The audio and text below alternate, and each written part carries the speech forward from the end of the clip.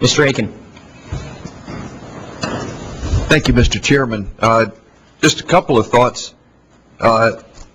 Years ago, I was taught what was called the Harvard case study approach to solving problems, and it was taught in business schools, and the idea was that you're given this complicated situation, and you can see all sorts of things that would be a good thing to do, and you've got this, this, and this, you have all these good ideas, but part of the discipline was pick the number one thing. What is the very first and essential element that you've got to deal with? And that was frequently the situation then that would determine whether a company was going to succeed or fail.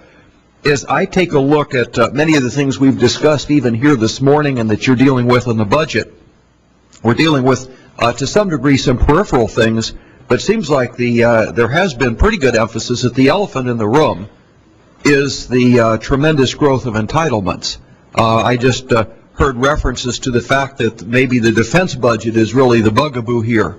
But if you take a look at defense as a percent of GDP, you go back maybe 67 or so, you're looking at close to 9% of GDP being spent on defense. It's now dropped to 4 something. And one of the few people on this committee sitting on armed services, we talk about, well, we're going to cut this expeditionary fighting vehicle for the Marines. The only problem is, if you really believe in Marines, you got to get them from the ocean to the shore.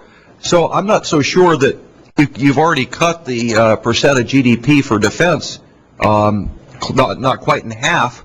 And in the meantime, entitlements have gone from about 2.5%. If you go beyond Medicare, Medicaid, Social Security to the other entitlements, you're well up at whatever it is, 12%. And you put entitlement and debt service together, and all of a sudden, voila, that's what our revenue is. So it seems to me that the elephant in the room is the entitlements, and courageous leadership is going to acknowledge that fact and say, okay, now let's have the conversation and talk about what we're going to do with those, because all of us know we're talking about some heavy cuts in discretionary, but that's just the tip of the iceberg. And so I guess it's disappointing not to say, hey, let's at least make this the main subject the main subject. The second thing that I don't quite understand is the phrase and the idea that we're going to somehow shock the fragile recovery by cutting discretionary income. I guess that's assuming that discretionary income somehow, by spending all that money, it helps the economy. If you could enlighten me on that line of reasoning, because I don't understand that. Thank you, Congressman. I have a soft spot for those business school case studies. I paid my way through college by working on producing those case studies, so they've played an important part in my life. I think the core challenge we have, the first thing I would do if looking at a university class at how do you solve the problem is saying, where do we need to be on the bottom line?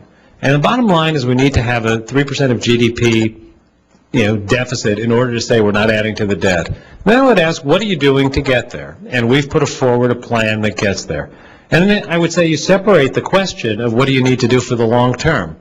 And that's exactly what we've done in this budget. So I think we're dealing with the short term and the medium term.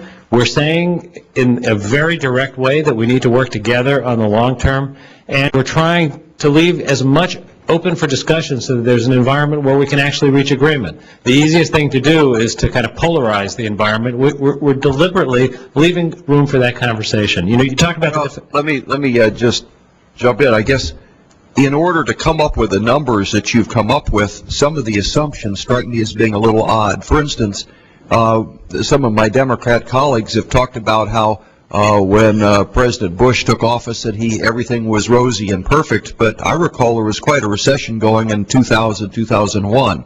I do remember the numbers in May of 2003.